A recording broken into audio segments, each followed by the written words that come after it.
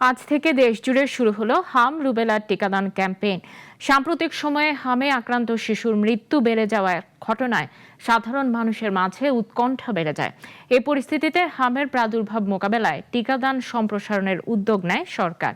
স্বাস্থ্যমন্ত্রী জানান, সংক্রামক রোগ প্রতিরোধে প্রতিটি শিশুকে টিকার আওতায় আনা হবে। দেশজুড়ে প্রতিনিধিদের পাঠানো তথ্য ও ছবিতে বিস্তারিত জানাচ্ছেন ইশরাত জাহান।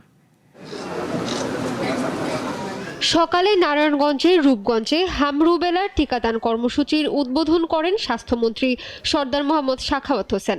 এ সময় তিনি বলেন, শিশুদের নিরাপদ ভবিষ্যৎ নিশ্চিত করতে টিকাদানের কোনো বিকল্প নেই। এই ক্যাম্পেইনের মাধ্যমে দেশের প্রতিটি শিশুকে টিকার আওতায় আনা হবে। আমাদের বাচ্চাদের রেসিস্ট্যান্স পুষ্টি দিন দিন কমে যাচ্ছে, যেই কারণে হামের মতন একটা ভয়াবহ রোগ আমাদেরকে বিব্রত করে ফেলতেছে। আমাদের ভবিষ্যৎ প্রজন্মকে, আমাদের কত মায়ের বুক খালি করে নিয়ে যাচ্ছে। আপনারা, আমি অনুরোধ করব, আপনাদের যার যার ঘরের স্ত্রী কন্যাদেরকে আপনারা বলবেন বাচ্চাদেরকে যেন ব্রেস্ট ফিডিং করান। আমাদের মায়েরা আমাদেরকে মিনিমাম 1 বছর ব্রেস্ট ফিডিং করিয়েছে।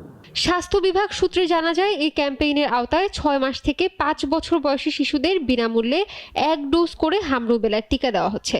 জামালপুর, ঝিনাইদহ, মেহেরপুর, নাটোর, নীলফামারী, রংপুর ও শেরপুর সহ দেশের প্রতিটি জেলায় কয়েক লাখ শিশুকে টিকার আওতায় আনার লক্ষ্যমাত্রা নির্ধারণ করা হয়েছে। বৈরী আবহাওয়া থাকলেও তা উপেক্ষা করে সন্তানদের কেন্দ্রে নিয়ে আসছেন অভিভাবকরা। নিরাপদে টিকা দিতে পারায় ফেলছেন স্বস্তির নিঃশ্বাস। সরকারকে ধন্যবাদ এরকম দ্রুত আমাদের এইদিকে টিকা কার্যক্রম করার জন্য। তো ইনশাল্লাহ আমরা টিকা দিতে আসছি, এখন সুন্দরভাবে টিকা দিচ্ছি। আর এটা না দিলেও নয়, এটা অবশ্যই আমাদের জন্য বাধ্যতামূলক। সরকার ভালোই করছে। আগামী 10 মে পর্যন্ত সারা দেশে চলবে এই টিকাদান কর্মসূচি। আতঙ্কিত না হয়ে প্রতিটি শিশুকে নির্ধারিত কেন্দ্রে নিয়ে এসে টিকা দেওয়ার জন্য অভিভাবকদের প্রতি আহ্বান বিশেষজ্ঞদের। কোনো শিশু যেন তার এই অধিকারটা থেকে বঞ্চিত না হয়। ইশরাত জাহান, নাগরিক। আর এই